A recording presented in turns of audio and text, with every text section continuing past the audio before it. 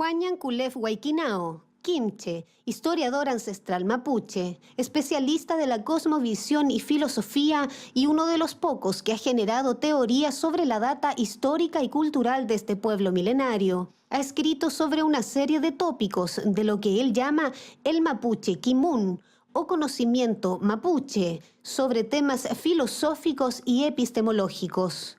Hoy, en el café, nos adentraremos un poco más profundo en la intimidad cultural de este pueblo milenario para conversar sobre el conocimiento ancestral del cosmos y la ocurrencia de los eclipses solares, como el que se podrá ver en la Araucanía en diciembre de 2020.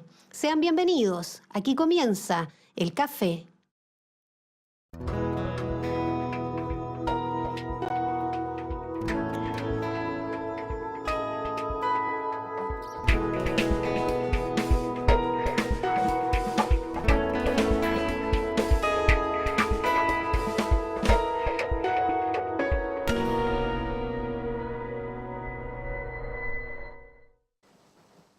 ¿Cómo están, amigas y amigos? Bienvenidos a este nuevo capítulo del Café. Ya conocen a nuestro invitado, como siempre, en la presentación que tenemos de nuestro programa. Hoy vamos a hablar de un tema muy interesante sobre el cosmos en la cultura mapuche y ya a propósito de que vamos a tener un eclipse el próximo año en diciembre. Don Juan Yankulef, bienvenido al Café. Mari, programa Miriam, Quiñe Poyenchalín, un saludo cariñoso a todos quienes nos están viendo. Muchas gracias. Vamos de inmediato entonces a conversar y vamos a partir por un libro que les voy a mostrar ahora que se llama El Tallí Mapuche Quimun, que es nuestro conocimiento mapuche. Así es. En este libro usted cuenta mucho de la intimidad de la cultura, habla del guillatún, habla de cómo son las ceremonias tan íntimas como los funerales y también se enfoca mucho en la espiritualidad en sí del pueblo mapuche, don Juan. Bueno, efectivamente, esto es una parte, una pincelada de todo el quimun, ese conocimiento tan vasto que tenía el pueblo mapuche y que se ha ido perdiendo muy gravemente. Hoy día las encuestas dicen que apenas el 12% de los mapuches son hablantes del mapuzungún, y yo sostengo de que si somos el 12% hablantes, serán el 8% los que tienen el conocimiento ancestral todavía, pues toda vez que muere un anciano que tiene mucho conocimiento, muere como una biblioteca completa. Claro. En el libro yo hablo de una serie de epistemes que son propias del mapuche. El pueblo mapuche tiene muchos principios, muchas epistemes. Uno de ellos, el Kisung Neuclelaiche, que es el más precioso, que significa nada está al azar en el mundo. Y efectivamente yo me he ido convenciendo con el tiempo de que eso es tan cierto que por una serie de hechos reales que a mí me han sucedido, digamos, las cosas no se dan al azar. El hecho de que yo esté escribiendo este libro fue un peuma para los mapuches y para todas las sociedades indígenas de América. La base del quimun, del conocimiento, se inició hace miles de años a través de los peumas. Fueron como profecías que llegaban al cerebro humano mapuche ancestral y a través de él se comenzó los primeros conocimientos a través de los peumas, soñarse en la noche durmiendo, ¿no? Claro. Entonces, claro, el Kisung Neuclelaiche, que nada está al azar en el mundo, es uno de esos grandes principios, pero hay otro que lo escuché de una machi, serán unos 30 y tantos años, y es el tal como es arriba, así es abajo. El mapuzungún lo habló la machi y me dijo, Chumlei ta wenu mapu, kafelei ta nag mapu. Y yo por un rato quedé pensando, ¿será una machi evangélica? ¿De dónde sacó? Porque esto es como un principio bíblico. Pensé en ese momento, claro, hace 30 años. Y después la machi me retó y me dijo, no, Chumlei ta wenu mapu, kafelei ta nag mapu. Y tal como es arriba, así es abajo. Y esto se va, algo lo digo en el libro, se va comprobando en el tiempo cuando el mapuche le va poniendo nombre a los elementos que están arriba en la dimensión cósmica, lo que comúnmente se conoce como el cielo. En realidad para el mapuche es algo más tangible y le llamamos Wenumapu. Entonces, claro, el mapuche dijo allá arriba, en el Wenumapu, está todo lo que hay acá abajo en el Nangmapu, en la tierra. Claro que ¿ya? sí. Entonces, por eso que después lo vamos a conversar seguramente, aparecen animales arriba, ¿no? Por ejemplo, la 4 estrellas de la Cruz del Sur, que para el Huinca se llama Cruz del Sur, para el mapuche se llama pata de avestruz. ¿Por qué? Porque a las 4 estrellas, alfa, beta, delta y gamma, el mapuche tomó alfa, beta, hizo una raya, después delta hacia beta y la otra también hacia beta, entonces se le salió una pata de avestruz. Tan simple como eso, digamos, que tal como es arriba es abajo.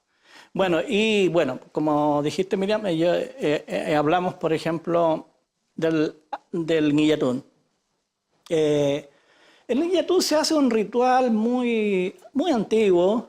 Y la pregunta que yo me hago es, ¿cómo lo hacían antes cuando no habían caballos? Toda vez que el Guillatún debe tener unos 6.000, 7.000 años de proceso,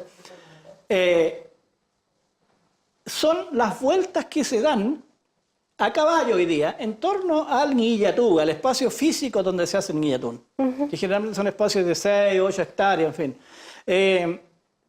Son siempre son 64 vueltas. Entonces, esto se hace 4×4 primero, y eso da 16, después se hace 4×4, 16, en el primer día 32 vueltas. Entonces, lo mismo se hace al segundo día, y lo que casi todos los guillatunes son de 2 días, por la ley del par, porque el par o el mur que le llamamos nosotros, es la esencia de la filosofía mapuche. No, que no existe el uno, sino es por el dos. Es un principio de todos los pueblos indígenas de América.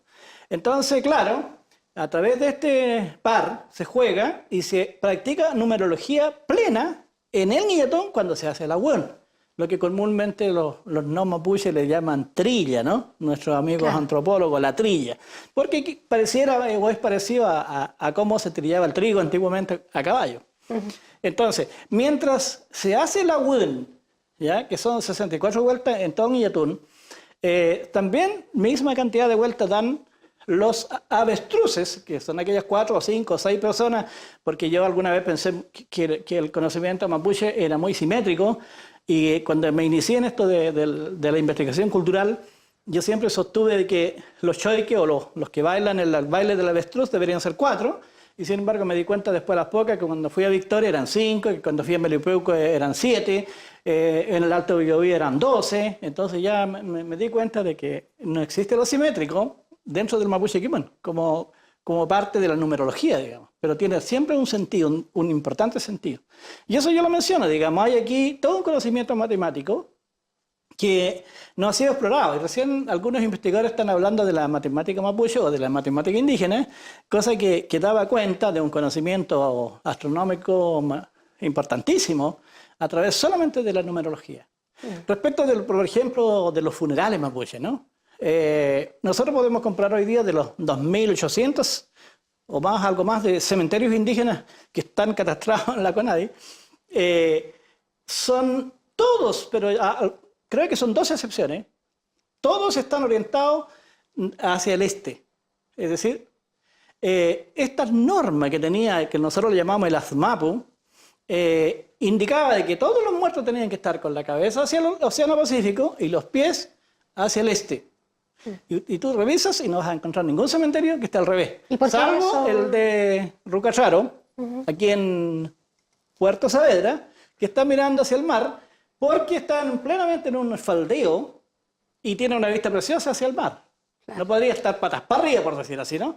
Entonces están mirando hacia el mar porque están haciendo la reverencia al océano, al Lafken Mapu. Entonces, esos principios, esos son epistemes, son órdenes, ¿no? Que están dados desde miles de años en la forma de ser del pueblo mapuche. Al revés, para dormir, uno debería dormir siempre con la cabeza hacia el este, donde viene la energía solar. Entonces eso alimenta la energía en forma positiva en el cerebro humano, y el hombre o la mujer mapuche entonces va a tener siempre buena voluntad, buena disposición, mucha energía. Pero sin embargo hoy día la gente mapuche pone la cama para el lado que sea y ya no tienen esta orientación, digamos, porque ha perdido ese conocimiento, ¿no? Pero en las comunidades, digamos, donde todavía se vive, digamos, más tradicionalmente, ¿se usan todavía esas órdenes? Sí, hay especialmente en los rituales, en los machitunes, en los guillatún, en los funerales, hay todo un orden que está absolutamente vigente. El movimiento permanente del mapuche es desde la derecha hacia la izquierda, va girando contrarias a la manilla del reloj. Ese es el movimiento levógiro que se llama, ¿no? Hoy día más técnicamente. Y eso la gente lo practica casi instintivamente. Cuando hay un grupo de gente, en cualquier ceremonia, la persona que va llegando va a entrar a saludar desde la derecha hacia la izquierda, ¿no? Hasta completar el círculo si es necesario. Al revés, solamente se hace esto al revés cuando se despide un muerto. La ceremonia generalmente se le hace lo que se llama amul puyú, es hacer ir el espíritu, porque nosotros creemos en la trascendencia. El mapuche cree que estas 4 etapas de la vida, o 4 estados del ser, del ñen y del muñen de la vida, en el mapuche es kalul, que significa cuerpo, puyú es el espíritu, am es el alma, y al morir la persona nace una entidad que se llama alwe. Entonces, la persona que muere, el resto de los que están ahí dicen alweñetui, ahora ya es alwe. Entonces, a mí me costó mucho descubrir qué es el alwe. Eso, ¿qué es el alwe? El alwe es la junta que se forma, como la nueva persona que se forma, del puyu, que es el espíritu, y el am, que es el alma, se junta y yo le llamo el cuerpo etéreo. Y hoy día, no desde la cultura mapuche solamente, sino desde la cultura occidental, claro, está comprobado de que nosotros cuando morimos, primero no nos damos cuenta que morimos, y segundo somos testigos y partícipes de nuestro propio funeral. El am con el puyi andan participando en el proceso del funeral. Y para los mapuches eso es cierto, digamos, seguro. Entonces por eso hay que hacerle toda una atención, se le da mudá, y bueno, hoy día también participa mucho el vino, mucha comida, se le coloca un plato de asado, un plato de cazuela al lado de la urna, porque ese espíritu necesita alimentarse como para despedirse. Y ahí viene entonces este movimiento desde la izquierda hacia la derecha, que se hace en torno al ataúd, y se hace con este instrumento que ando trayendo acá, que es la chuchuca. ¿Ya? Antiguamente las chuchucas todas eran de bambú largo hasta 7 metros. Claro. Hoy día todas las culturas evolucionan. Hoy día tenemos una chuchuca de planza. Claro. Seguramente el cuerno de un buey se le incorporó cuando llegaron los vacunos. Nosotros no teníamos especies vacunos, ni cerdos, ni ovejas en la cultura mapuche. Nosotros solo teníamos 4 camélidos. ¿Ya? Entonces, claro, entonces uno se pregunta, ¿cómo era el cuerno de la primera chuchuca ancestral hace 6.000 años atrás, o 7.000 años atrás? Se hacían de marisco. Y después se hicieron de varias rejillas que se hacían de coligües partidos y terminaban así en forma larga. Y después el mapuche, en forma muy pragmática, descubrió que un cuerno de vacuno podía servir para la chuchuca. Y bueno, y ahora, al ser de manguera planza, nosotros podemos andarlo trayendo en todas partes. Claro. Porque con una chuchuca de 7 metros yo no podría llegar acá. No, claramente. Claro, entonces al final la vamos a tocar porque si nos alcanza el tiempo, ¿no? Don Juan, usted es una de las primeras personas que estableció la data cultural del pueblo mapuche en 12.000 años. ¿Cómo llegó usted a esa cantidad de tiempo, digamos? La base principal se llama la teoría de los ciclos. Desde el punto de vista cristiano, para que me puedan entender, existe la creencia del año 1000. Y todas las culturas, increíbles, los aymara, los quechua, los aztecas, tenían reverencia y temor al año 1000. Y el cristianismo también, sale en la Biblia eso, ¿no? Entonces, se sabe hoy día que Moctezuma II anunció la llegada de los españoles y pudo dibujarlo con los barquitos, incluso con el traje de los españoles de esa época, lo hizo tan bien, ¿no? Que fue como una profecía cumplida. A partir de ese hecho, y basado en la teoría de los ciclos, se decía que cada 1000 años se producía una catástrofe cósmica. Puede ser, qué sé yo, un gran terremoto generalmente. Entonces, todos los pueblos estaban preparados. Tanto es así que en el caso bíblico se creía que al llegar al milenio, el primer milenio, se iba a acabar el mundo. Claro. O al segundo milenio iba a ser peor. También, incluso hubo gente que se suicidó, ¿no? Eso está hoy día comprobado. Entonces, ¿qué es lo que pasaba? En el caso indígena en América, se tenía la profecía de que cuando se cumpliera el número 12 del 1000, yo le llamo el Mari Epu Huarranca, el año 12.000, iba a suceder una catástrofe, y lo habían dicho los aztecas, lo habían dicho los indígenas de Venezuela, qué sé yo, los aymara, los mapuches. Estaba anunciado en todos los pueblos indígenas. Eran profecías, sueños cumplidos, digo yo. Claro, la profecía se cumplió. ¿Qué es lo que decían? Que cuando se produciera el 12.000, iba a haber una catástrofe cósmica en el territorio de América. Yo digo, profecía cumplida, porque no puede haber sido más catastrófico la llegada del occidente a América, ¿no? Entonces... en ese sentido era claro, la advertencia. Basado en eso, Claro. se hacían grandes ceremonias al cumplir. Nosotros, los mapuches, hoy día incluso hay algunos peñas estudiosas que dicen que la palabra no era Ñiyatún, sino que era Camaricún. Y yo les alego y les digo, no, el Camaricún era un Ñiyatún de Ñiyatunes, era un Ñiyatún de todo. Es como lo que hacen el 19 de septiembre la Iglesia Católica. Claro. ¿Cómo le llaman eso? Entonces se hacía un gran Ñiyatún. Y eso era un Camaricún. Y esos Camaricún se hacían cada 60 años, 64 años generalmente. Podía haber muchos Ñiyatunes chicos en cada lof, en cada comunidad, y después se hacía como un gran Ñiyatún sociopolítico. ¿Y por qué se hacía? Porque se creaban grandes ofrendas para que no hubiera una catástrofe al cumplirse un milenio. Eso estaba escrito en todo, o dado en la lectura de la oralidad en la mayoría de los pueblos indígenas.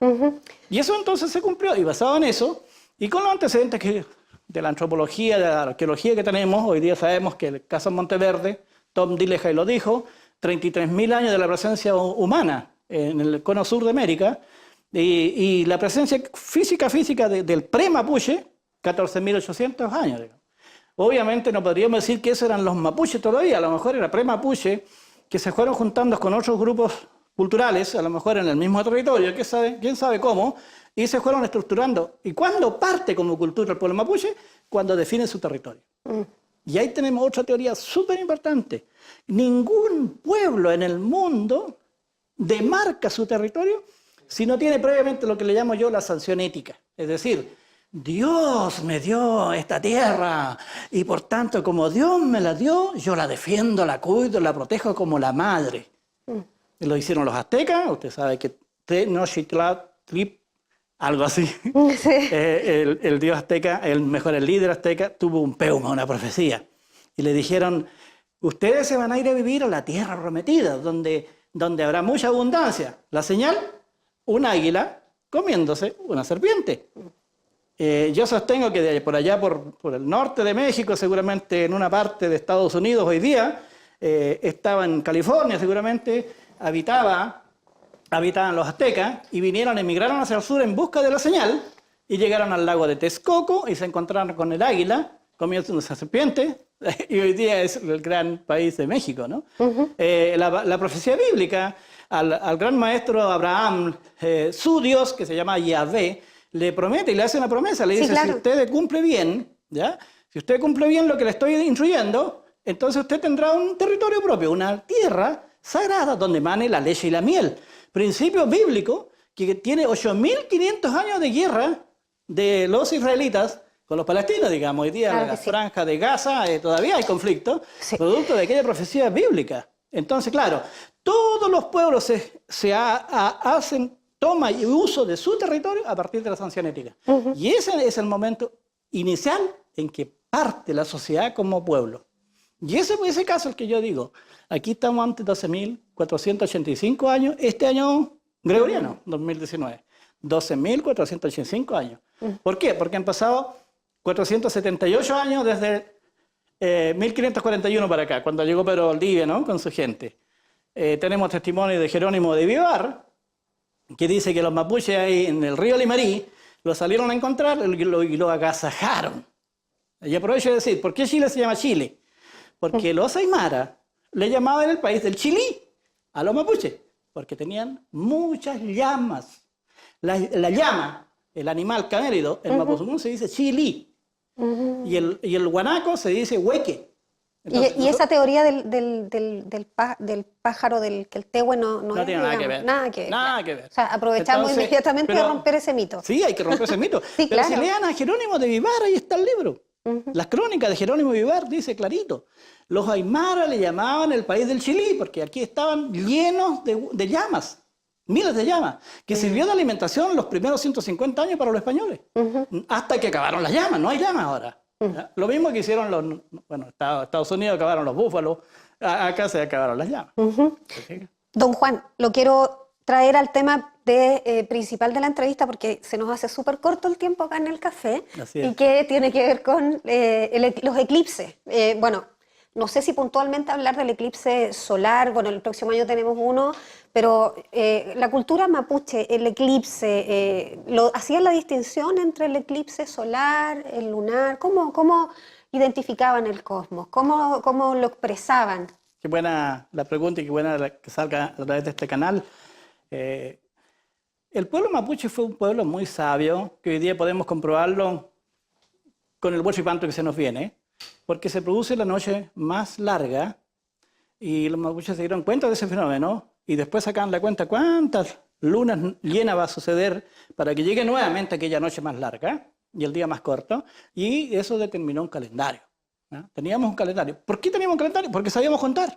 El pueblo mapuche tiene el sistema decimal perfecto y con eso, al contar, uno tiene una razón de ser para contar seguramente los años que tenía el abuelo, los hijos, cuántos hijos teníamos, cuánta tierra, cuántos animales, qué sé yo. Sabíamos contar. Claro. ¿Ya? Por lo tanto, hicimos un calendario. En algún momento empezamos a contar los años. Chipanto, las vueltas en torno al Sol.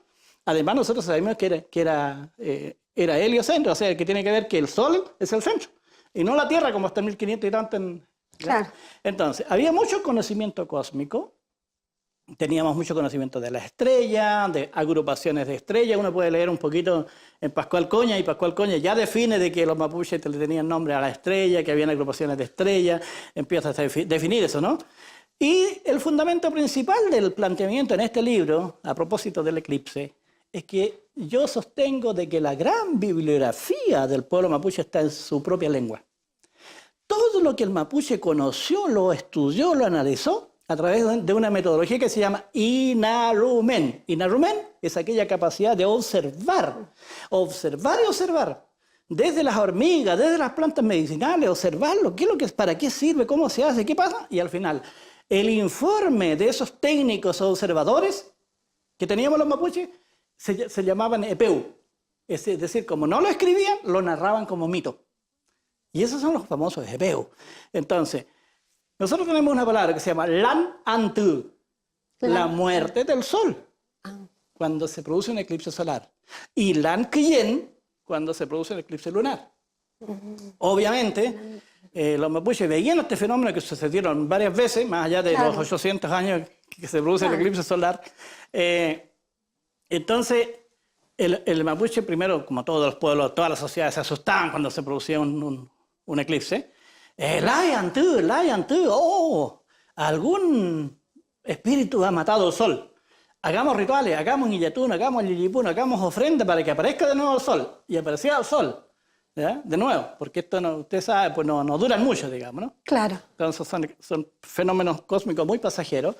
Y entonces, claro, esto sucedieron varias veces y ya los mapuches tenían señales, epistemes, por ejemplo.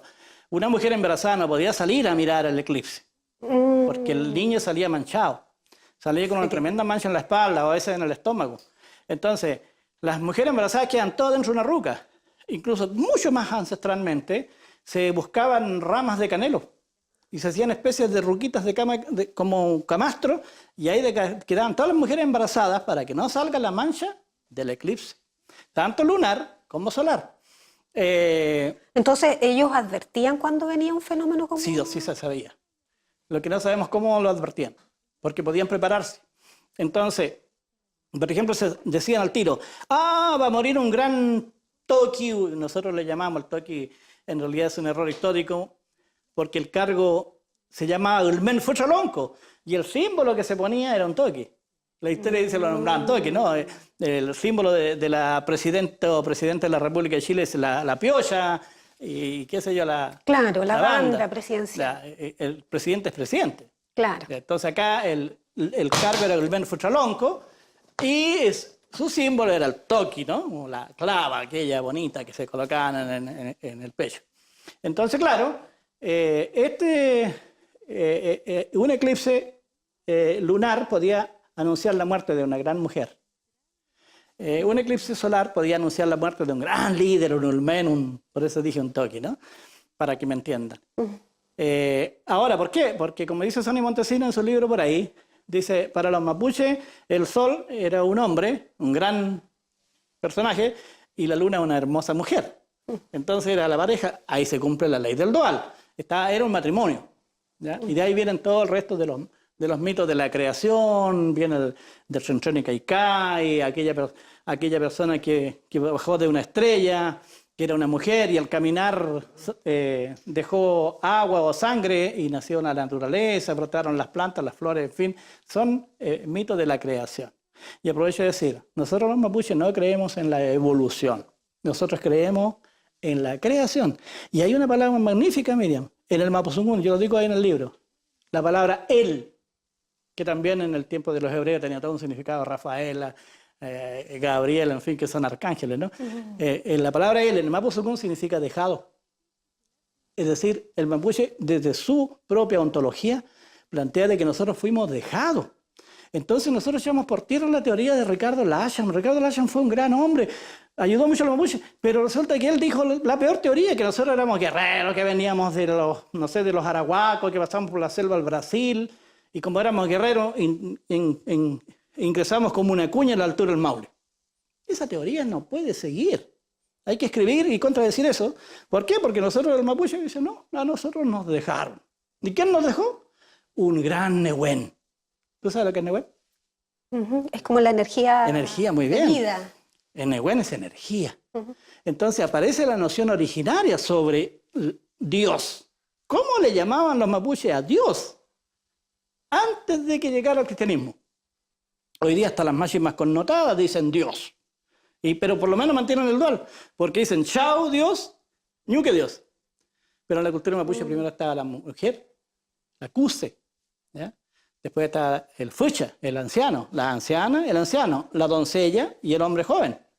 Estas 4 entidades, 4 personas, representaban los 4 elementos. Tierra, la anciana. Agua, el anciano. Ulcha, el aire. Y fucha, o sea, hueche, el fuego. El fuego. La convergencia de los 4, el gran Nehuen, el fucha Nehuen, la gran energía, la que nos dejó aquí, la que nos instaló aquí en la tierra. Y ahí viene la ascensión ética, ¿no? Nosotros fuimos instalados aquí en esta tierra, en este que se llamó Guaymapu después, porque los mapuches le pusieron nombre a su territorio. ¿Cuándo le pusieron nombre? Cuando lo demarcaron. ¿Por qué? Porque no pudimos seguir más al norte del río Limarí. Ahí estaban los dieguitas y éramos amigos con los dieguitas. Yo digo, teníamos relaciones internacionales. Había una frontera. Nosotros respetábamos a los dieguitas nos respetaban a nosotros. ¿Ya? Hoy día, por suerte, hay muchos trabajos arqueológicos, antropológicos, hay toponimia, hay nombres y apellidos mapuche en ¿cómo se llama? En La Serena, donde está el río Limarí. Es decir, nuestro territorio llegaba hasta el río Limarí. Y ahí viene el testimonio de Jerónimo de Vivar, que dice que fueron agasajados y cuando estaban comiendo carne ellos del asado que le hizo ese gran ulmen lonco que los recibió, entonces ellos preguntaron, ¿qué carne es esta, no? Está tan sabroso, tan rico. Entonces algún mapuche entendió un poco el castellano y les dijo, chili. Y el otro no, le dijo, hueque. El hueque es el guanaco. Entonces Jerónimo de Vivar describe, dice, los indios mapuche tienen una oveja que se llama chilihueque. Mezcló ambos animales. Cada uno entendió lo que quiso. Claro, pero quedó en la crónica escrito. Tanto es así que hoy día los que estudian veterinaria en las universidades siguen manteniendo ese relato y dicen, no, si los mapuches antiguos tenían un animal, una oveja que se llamaba chilihueque. No se preocupan de averiguar que el chili es la llama y el hueque es el guanaco. Ambos son camélidos, pero son animales distintos. Don Juan, quiero hacerle la última pregunta porque ya estamos llegando al final de nuestro programa y antes de cerrarlo, digamos, me gustaría... usted ha señalado siempre, digamos, o constantemente, que lo que no se conoce no se quiere, no se valora. Y que eso es lo que nos pasa a nosotros los chilenos respecto de la cultura del pueblo mapuche, que como bien dice usted, nosotros no la conocemos, no tenemos acceso a esa intimidad. Se describen, como dice usted, a través de la guerra o cosas muy simples, pero hay mucho más que eso, hay filosofía, hay espiritualidad, hay sabiduría de la tierra, de la niñez, desde la niñez hasta la vejez, digamos, roles, hay muchas más cosas. ¿Este libro viene a cumplir un poco ese rol? Bueno, la presentación que hace Sonia Montesino lo plantea así, digamos. Efectivamente, esta es una contribución al pluralismo, al interculturalismo que debería existir en nuestra sociedad. Yo creo que nosotros los mapuches debemos dar a conocer el Kimón, porque yo soy un convencido, porque me ha tocado hacer más de 1000 capacitaciones en estos 30 años. Por ejemplo, mucha capacitación en Gendarmería de Chile, hace un convenio que teníamos desde la CONADI, y aquellos gendarmes que escuchaban y que quedaban con la boca abierta de tanto conocimiento me decían, si nosotros hubiéramos sabido esto, no habríamos hecho esto. Claro, por supuesto. Entonces ahí yo me daba cuenta de que al final el hermano no mapuche, el chileno, el huinca que le decimos nosotros, si logra el conocimiento mapuche tal como era, nosotros tenemos en ellos un gran aliado. Y podemos lograr una sociedad mejor. Además, esta inconmensurable quimón, espiritualidad que tenemos los mapuches puede contribuir a una sociedad mejor, a salvar el planeta. Si pusiéramos en conocimiento nuestros asmá, porque son miles de mandamientos, de normas, de procedimientos, de respeto al agua, el agua es sagrada, la tierra es sagrada, un árbol es sagrado, si hasta para sacar una chueca uno tiene que pedirle permiso al árbol, habla con el boldo para sacar una chueca, para sacar remedio, qué sé yo, todo estaba dicho en las normas de las MAP, que es inconmensurable ese gran principio ético que se llama SMAP, las normas de... ¿Ya? Y por supuesto, yo ando riendo la churruca acá, no sé cuánto tiempo nos queda, pero... Muy poquito. Yo he dicho de que hay 4 estilos o 4 formas de la música mapuche. La primera es aquella música espontánea, que llegan y cantan y tocan. Nosotros podemos hacer música con una letra, con la A, por ejemplo, ¿no? Nosotros decimos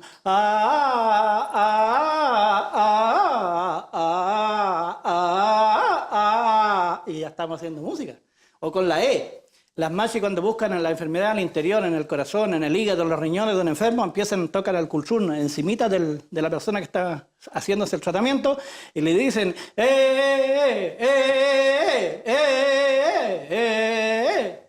la machi, el sonido sagrado. Esa es la segunda categoría. O la otra es lo que nosotros le llamamos aquellas canciones sociohistóricas. Por ejemplo, el famoso Calfulicán, que es como un mito que plantea el dios de los chuequeros. Y finalmente aquellas canciones de enamoramiento. Estas serían las grandes 4 categorías. Cuando uno toca una chuchuca, primero llama a los espíritus que vengan desde el este.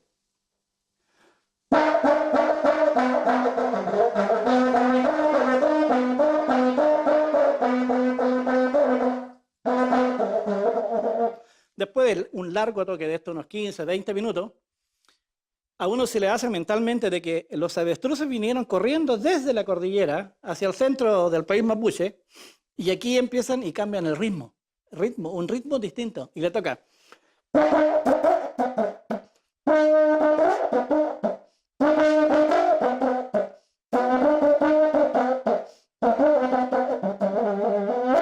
Entonces, los avestruces, que son personas que hacen el rol de avestruz, cambian el baile y hacen toda una serie de señales de la naturaleza, como poner huevo, como enamorarse de la avestruza.